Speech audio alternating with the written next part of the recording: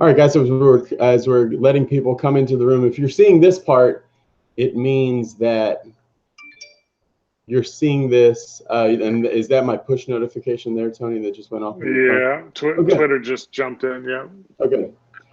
So if you're seeing this part, that means that you are either one of the lucky few that has clicked the little bell post notifications button on YouTube, or you're watching this as a repeat later on. But stay tuned to this entire video, because we're really going to get deep into not only some of the theories and kind of fun scientific things about the golf swing, as Tony's working towards his doctorate in human factors engineering, but we're also going to get really more into actually how to do it. I think there's a real big confusion in golf between what happens and what to do. And I think 99.5% of golfers should be a lot more concentrated on what to do, and not as concentrated on what happens. But I think those are a little flipped around right now. And then we're going to be talking a little bit about our exciting school that we have coming up on August 18th and 19th in Atlanta, Georgia, just north of Atlanta, Georgia, at an amazing golf course there that we're really excited about, coming up very soon. So already have all the tickets booked and the course booked out and everything. Really excited about that. So Tony, as some people are coming into the room, give us a little update on how the summer's gone with your school studies, and also teaching wise on the golf course. It's been a very busy summer. Probably a bad idea to take classes over the summer, but I wanted to knock them out. Because we've done a ton of research, whether it was with the MSU football team looking at jump capabilities before and after training, using the motion capture system, the force plate system, and then also into the golf. We've got the new swing trainer software from Motion Monitor. We actually starting to dive into full body motion capture, getting the club data, getting all the body, and we can now start breaking down into skeleton, and it really allows us to see with what the bones are doing. Now, what the cool thing is, like what you talked about, is, okay, we can see what the bones are doing. Now, what created that motion? So that gets into the whole motor programming aspect of it. So how, because there's been a lot of breakdown of what's happening through gears and through a lot of different, following of what's happening in different golf swings. And the more you get into it, you start, I guess you see some commonalities, but you start seeing like people do it so differently. How can you kind of backtrace it and know, like, okay, this guy's in this awesome position. How can you know how he got there, what he was telling his body to do, even intuitively, maybe not even consciously? So how can you even know that? Well, you can start with intent. Yeah, but you have to start with intent. So what did you want to do? And so often a lot of the research doesn't really get into the motor programming aspect, because it's more about just reading out the kinematics. But the question is, we have to say, well, what is the brain doing to create the intent of striking a golf ball?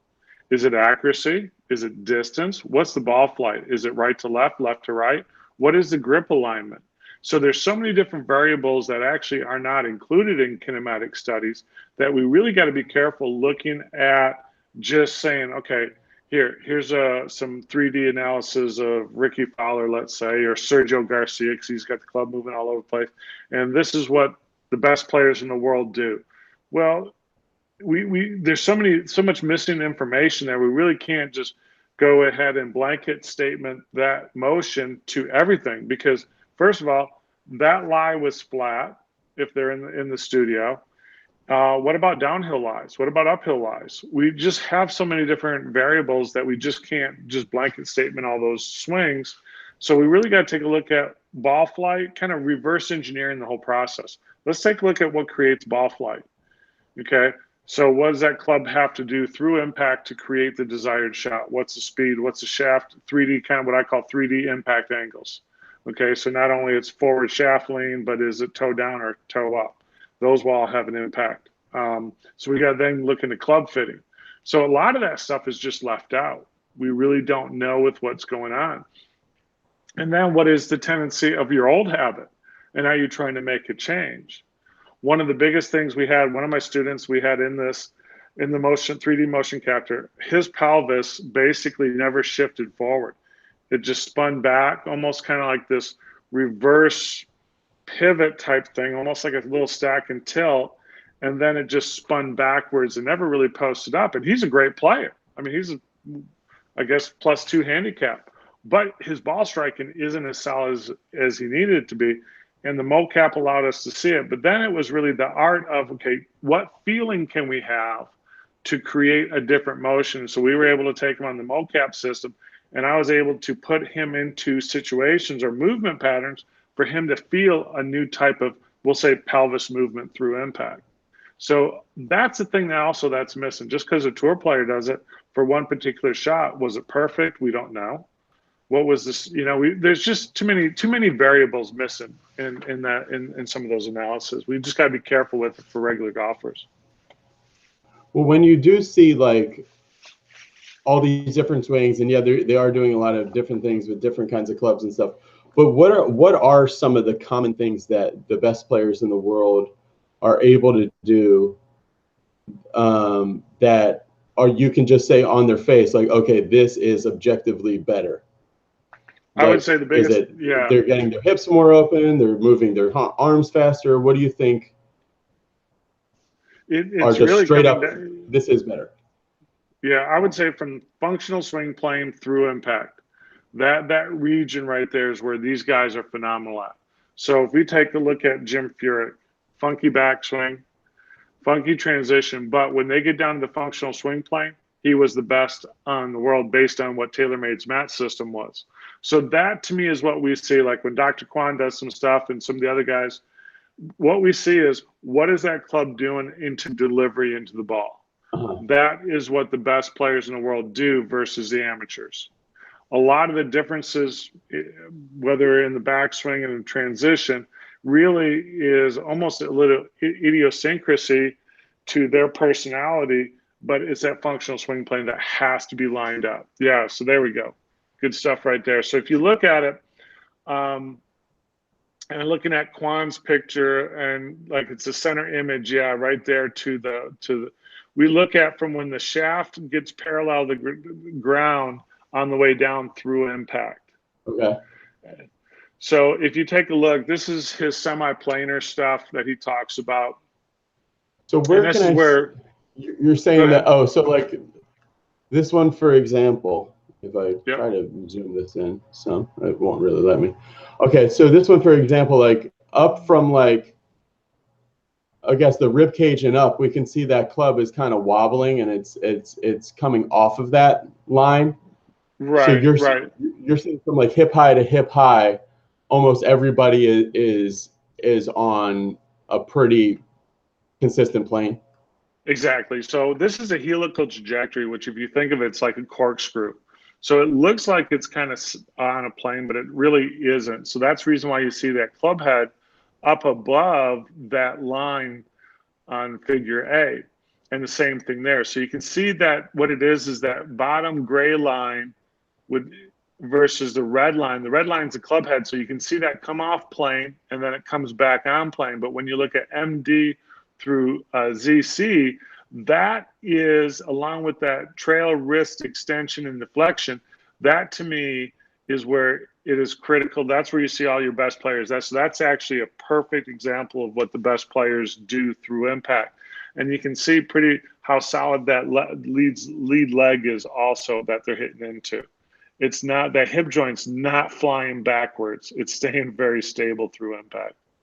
Okay, well, let's take these letters and just use this a little bit. If I only took a backswing, let's say to MD, and a follow through to ZC there, I wouldn't hit the ball anywhere. So what do you think?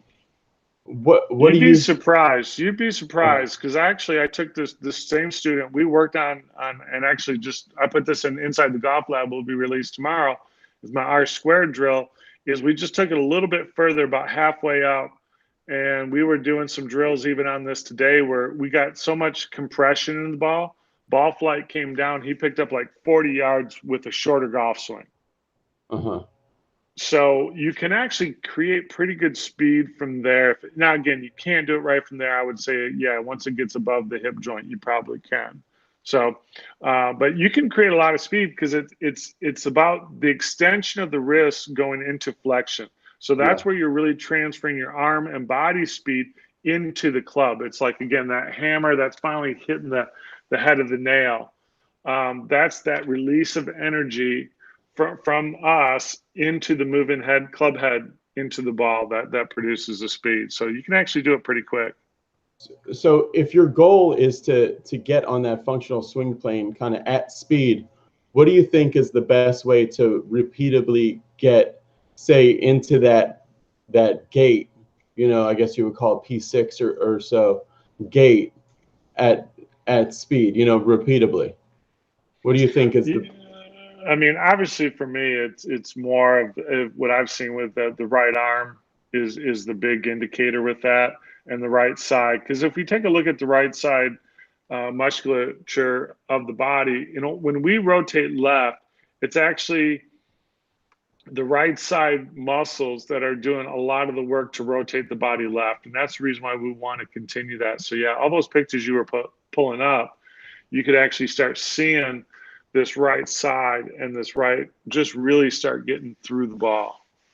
So that arm speed is really, you know, and again, to say what a player feels, you know, that's always kind of the unique part of it, is what a person feels versus what they actually do. And sometimes that is, you know, it's unique. You know, if you look at what Hogan did versus what he said he did, those are two different things. I mean, he never was in this position where his right arm was way below his left and hips were wide open. He was never in that position. When you get it, when you look at his real golf swings, not the fake ones. Right. Like when I was seeing something today about how he felt like the club was dipping behind him and the right arm was way below the left arm. I think you've seen that. Yeah, exactly. But if you look at some of his swings and stopped it in some of those motions, it was never like that. The right arm stays more on top or more level with the left arm going through impact. We really never want to get under it, because if we get under it too much, kind of like if you look at that picture far right there, you just had it, you get underneath it too much, that club head gets way behind you. Now you're going to, you know, you're coming too much inside out. Now that ball can either go get pushed right, or you're going to kind of flip it at the bottom and snap hook it. That was actually some of the issues. Like, I remember, this is dating me, when Seve Ballesteros was having problems after working with Mac O'Grady. He got him stuck too much under. Well, the ball was going right and left. Right. I think this picture is from when the year, remember, Rory had the lead and then hit a big snap hook into the lodge houses at the Masters.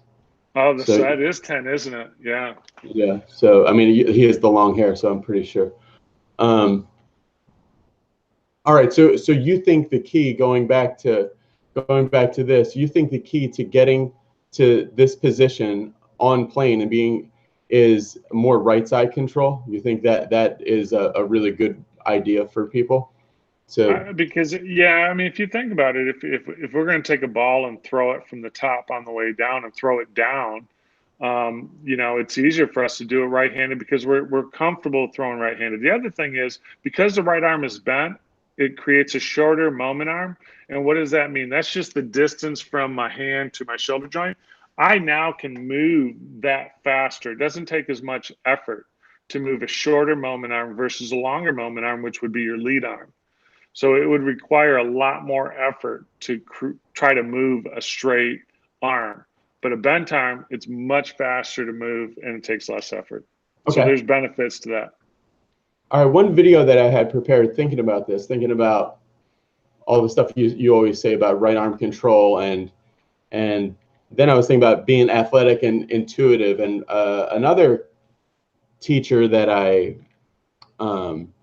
interviewed was talking about his a guy that was on his college golf team was okay, I don't know how to get this. Anyway, a guy that was on his college golf team hit a big slice into the woods, and then he got really angry, and they had these tee markers that look like golf balls. You know, they were like giant solid golf balls, like 6-inch golf balls. Oh no, yeah. The guy got really mad, and he just unloaded on this big phony golf ball and smashed it to pieces. And that image was stuck in his head of, man, that guy just made like the world's best golf swing. Like thinking, and all I want to do is just obliterate this T marker.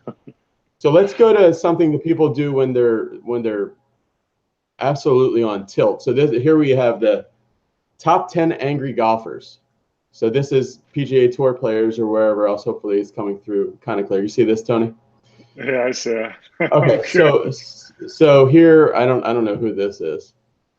All right, so this is in Iceland on the European Tour. So this guy gets furiously mad, and instinctively, it's the right arm, I would say, in most of these cases. Let's see if that's true. It was a left-handed throw. Bang the shot. Oh, broke that one. Yeah, that was. Oh, this one we know. All right, so here's Ian Woosnam. He's got the wrong club. Oh, I remember this one. That's the right arm. He's just throwing it, but trying to see. Let's see.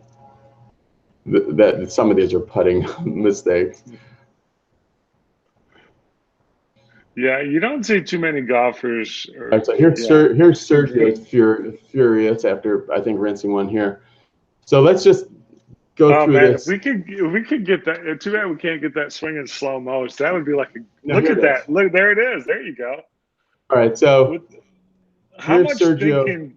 Yeah, how much thinking do you think he's actually having about trying to rotate his lower body and try to do all that stuff? Yeah, because if this was like, let's say it wasn't golf, but it was a club throwing contest, and let's say there was a kiddie pool size little target 60 yards away, and he just threw the perfect shot in there of his golf club in there, and everybody was watching and saying, like, they would be analyzing that throw in slow motion. If everybody was obsessed with doing that rather than playing golf, they would say, oh, look at this step and see how the lower body, it is going first, but his intention. Oh yeah, it goes first. His intention is just purely to throw this, and then there's all this crazy lag. Yeah, so he actually creates a better throwing motion when he tries to swing that way. You know, and if you look at what he's trying to do with the swing, he's trying to reduce all that change of direction, because that's just wasted energy that he's got to reroute and use more energy to get it back to the functional swing plane. Yeah, yeah. And then that's a pretty good throw there, Sergio. It was perfect. And then the other famous one I wanted to see was, all right, so this one he's just mad, but I wish it was wider out because he's just trying to hit something. But as far as like being in sync, I think this would be like perfect. As far as like that's what everybody wants, like left arm off the lead leg and everything like that. It's hard to see from a zoomed in, but yeah. Oh, Sergio made the list twice, and he's going to throw a shoe somewhere, I think. All right, let's get back. Let me get back. That's funny. And okay, this guy's great because I've seen. I almost did a video about this before. All right. So I don't. Now here are amateurs, which are interesting to see. These guys are furious. Because they look real unathletic when they swing the golf club. Like this guy just hit a horrible shank in the woods. Let's see how his sequence and everything looks in this, though, Tony. Can you see? Yeah, I got it. All right, so he's got this. We always talk about. He's wound up, ready to go. Yeah, you always talk about like, okay, the feeling is leave your back to the target longer. Leave your back to the target longer. I mean, that's it there. That is like, that's tour right there. That's yeah. And then. Right there. I mean, that's exactly what we want. See how that would be a leaning forward shaft. Now I'll ask you, Tony, and then perfect. I mean, that's actually pretty beautiful. Actually, if you just look at it from athletic, I would not. I have been paired with guys like this on the course before, and luckily survived. But Tony, why is this guy? Let's go back to his golf swing, if it's even on here. Oh yeah, it is. So now let's watch his golf swing. The back is not staying to the target.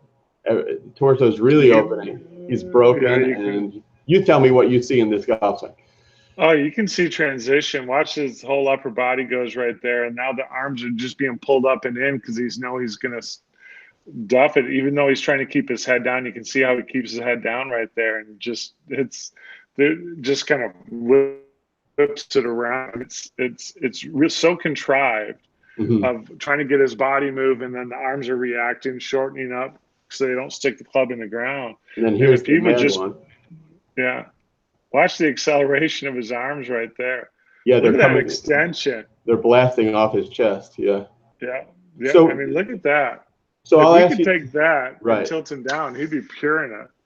So I'll ask you, why is it so difficult for golfers to do it to a golf ball? But like this guy he can do it. There's no physical limitation there. And but for $1 million, he wouldn't be able to look this good in his golf swing. Where's the disconnect, do you think? It's information. The question is, what information is he trying to process to execute the motion? So it's real simple. You got bad information coming in, you can get bad information as a result, which is bad movement or poor movement. So that's where it all stems from. I mean, if you look at it, you see this all the time. I mean, look at your boys swinging a golf club. You know, how fluid and free it is.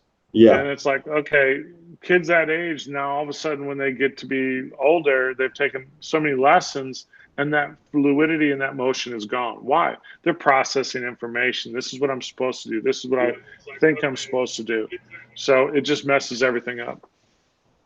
All right, let's go to some of the user questions here, guys, breaking away from this. Before we go to your questions, sorry, I've ignored. We have a lot of questions here, but they don't come up in my chat. I got to open my phone to do it. Okay. I'll get to your guys' questions in a second. One thing that Tony and I, one of the big reasons we're doing this broadcast is to let everybody know about the Be Better Golf School. How exciting. The Be Better Golf School in Atlanta, coming up August 18th and 19th at Old Atlanta Golf Club. Join Tony Lutzak, who's on the line right now, founder of Reactionary Golf. Brant Ruckert, a good friend of ours and the head pro at Old Atlanta who follows Tony's teachings, and myself for an amazing weekend at a private club just north of Atlanta, Georgia, to transform your game for the better. So it's coming up August 18th and 19th at Old Atlanta Golf Club. And send me an email, contactbebettergolf@gmail.com to register. Tony, I know you were saying before that a lot of our schools have been ball striking schools, and we were looking forward. And the reason we're doing this one is we were looking for the opportunity to have like what you were calling a more legitimate golf school. What do you think is going to be the advantage to having the golf course almost exclusively to ourselves for our golf group? Well, that's where we can go ahead and create shots. I mean, we can now get on the golf course, look at how to play the golf course. How's your mindset? What do you think about during a shot? Are you trying to bring everything you do from the range, which is a flat, sterile environment, and now the ball is slightly below your feet or above your feet? How do we play it? So really, it's about your mindset. It's about how to adapt your swing to produce these shots, and then having the time to actually take it on the golf course is awesome. I mean, that's just something that we don't get very often because usually we're on the range and everyone wants to hit the ball just on the range dead straight.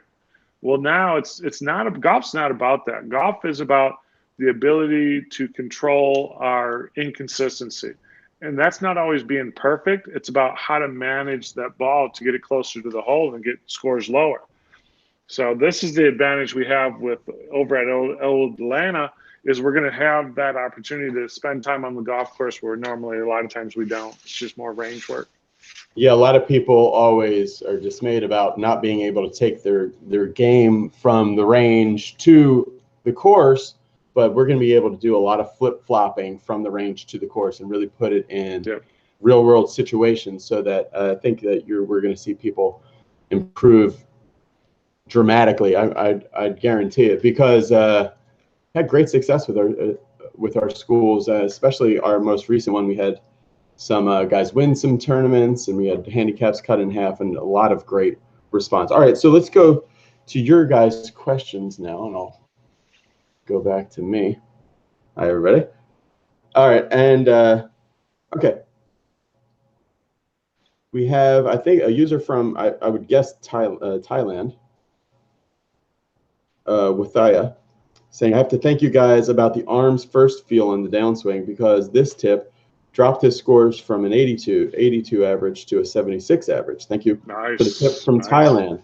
So kudos to me for guessing where he was from the name. But so talk a little bit about the arms. This is the other question that I had for you tonight, Tony, was that one thing that I know that some other instructors say is to be wary of teachers that are feel-based teachers, and whether we should be getting our feels from mechanics or we should be doing certain feels hoping that they will result in mechanics. So I know you talk a lot about an arms first feel and developing that through feet together and flamingo drill and other ways so that you're not leaving the golf swing behind yourself. But what do you think about how can feels help us, and should we be really looking at feels to improve our game, or should we be going about it the other way? Well, I mean, this is it right here. This is what we feel. We have proprioception. We use our proprioception every day, every moment, because that is our data collection of the environment. Am I in balance? Am I out of balance? What do I see? What do I hear? What do I feel? So we have to use it. The problem is when we swing a golf club, we're so intent on the ball a lot of times that we really don't know where we are. So we have to use the combination of mechanics and feel to create this motor, kind of a motor map, I would call it, which is a set of instructions for each individual in order to achieve the mechanics they want. So we'll take like this one guy I'm working with right now, big time across the line. And he's having to feel like he's dumping the club, and literally his right hand, he's got to do something that what he feels is, as he put it, he goes, "This is the dumbest thing I've ever heard." But when he felt it and did it with his right hand, it was perfectly in line at the top. Now, that's tough to get over because mentally you're going, there's no way I can hit a ball there, but it's exactly where he wanted the club in that position at the top. So that's where we have to use his feeling to create a good mechanical position. And that's kind of the art of and communication of working with golfers is we got to create that one motor map that fits the individual. Not what I feel, but what he feels. So let's create mechanics based on his feeling. So you may feel something at the top, Brendan. And let's say in your case, we want to work on that transition. You may feel one thing, even though that may seem intuitive to somebody else. So we just have to balance that out. So it's that combination of mechanics and feel, but generally we eventually want to make feel is real, but often feel is not real. Right. We see that a lot when we try to get ideas of what to do with from golf pros. You know, hear golf tips on Golf Channel and stuff from pros, and it'll be very confusing because if you do what they're telling you to do, it's like it seems like another language. Oh, exactly. So like one of the tour players I worked with one time, he was saying knuckles to the sky through impact. Well, I tried that once and hit it about 50 yards right at my target. So, but the difference is his grip alignment was stronger than mine. So when he did that what he felt hit the ball straight. If I did that with my neutral grip, the club face was wide open. Mm-hmm. Yep. All right, going to another question.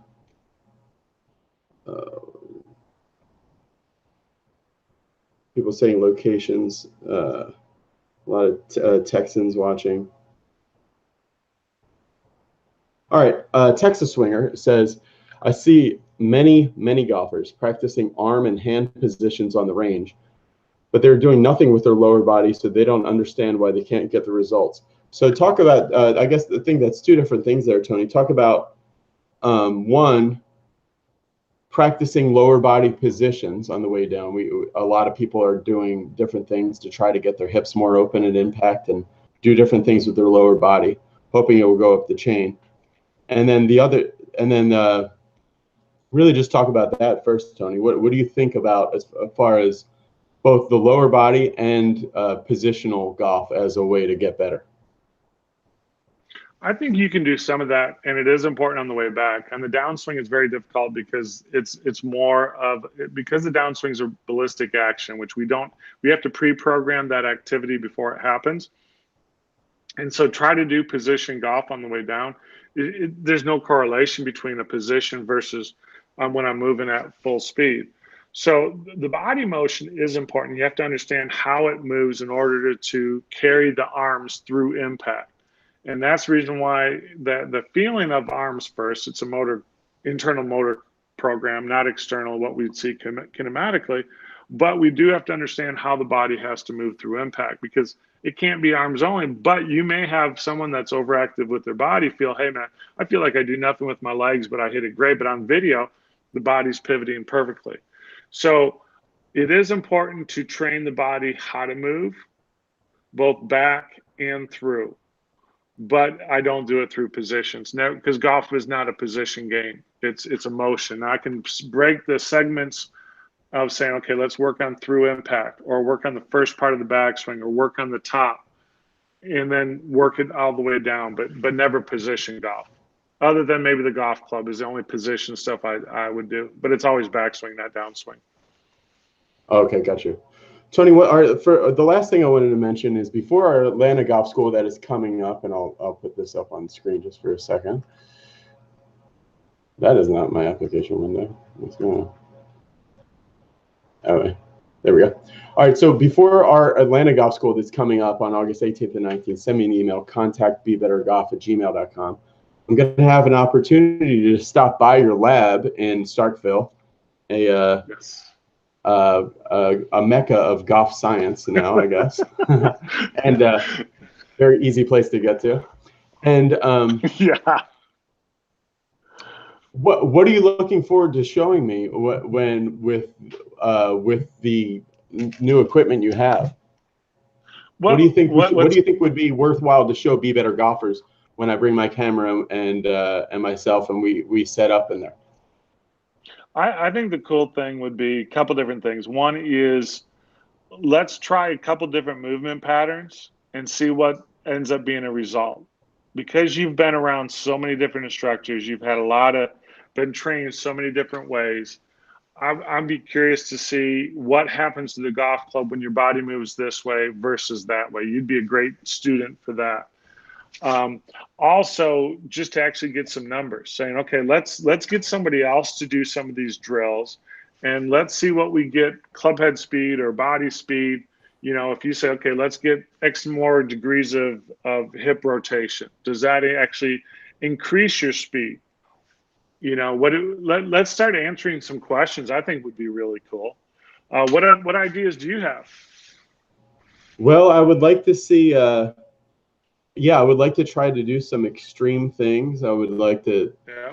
I would like to try to see if torquing my lower body more and getting it more open and impact would produce more club speed. It's hard to tell in the range, because maybe I just haven't trained it enough, and I can't get the ball contact very good. But if the gross club speed number is up, then maybe that would be, you know, something to do.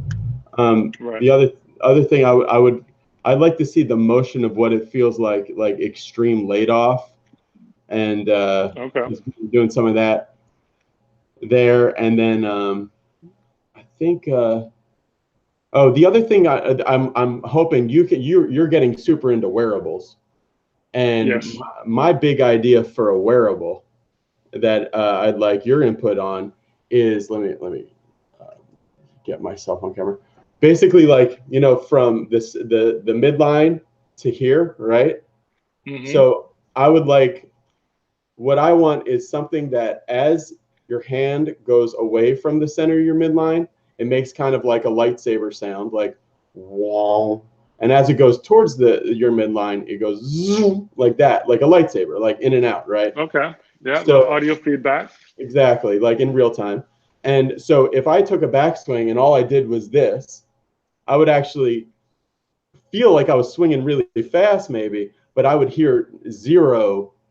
I wouldn't hear any audio. You know what I'm saying? Because I would just leave it up, and maybe I would hear nothing, and then at the last second, I would hear a little kind of a stuttery something as it catches. So in transition, I want to hear that, because going along with reactionary golf stuff. So I would want to start some beginning ideas on how to do that. There's other people that have done this with just the golf club. But. Yeah, we have a senior design team working on the hardware of that. In real time, because a lot of the stuff that I see with the golf swing is like a history lesson, even if it happened 45 seconds before.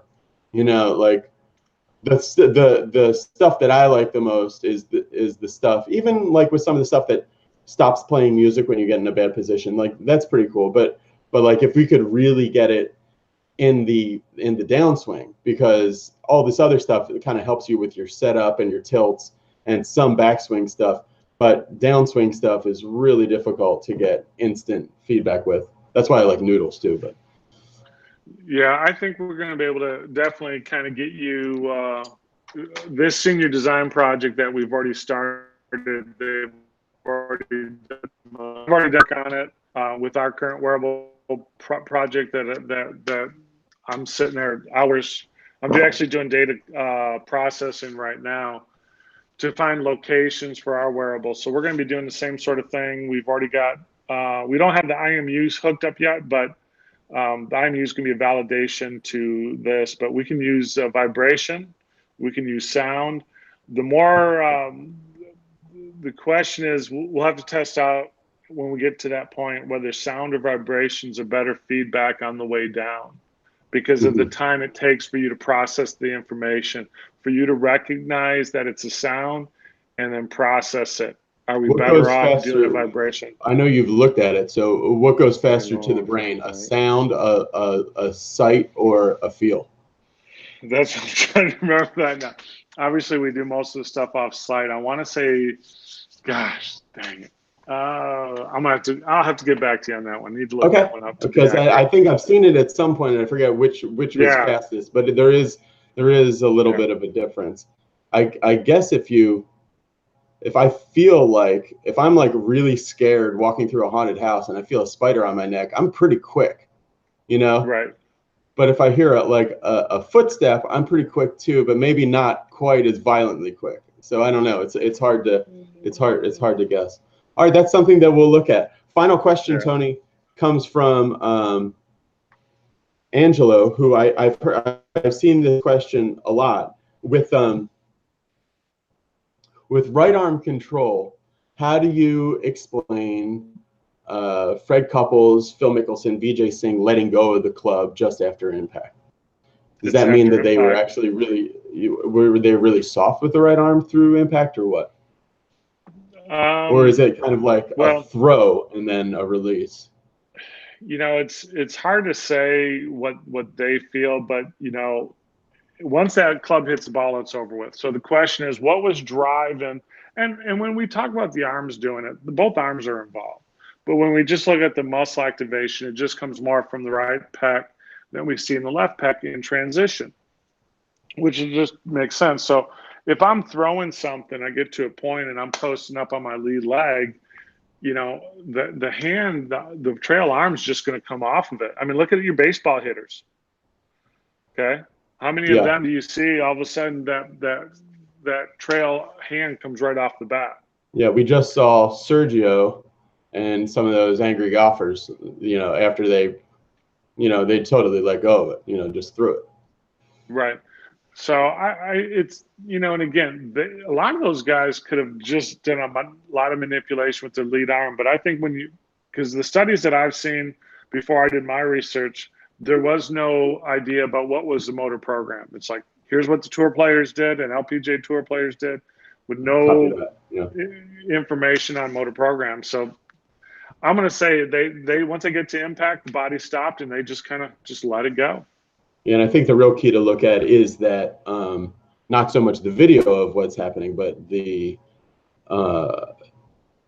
EMG, I think it is, that kind of lights up of what actually is working and helping it, which you have on inside the golf lab. All right, so guys, final question yet again. motivating you guys to go to golf.net/school, and you can get more information about this right here. The Be Better Golf School Atlanta, August 18th and 19th at Old Atlanta Golf Club. Really excited about this one.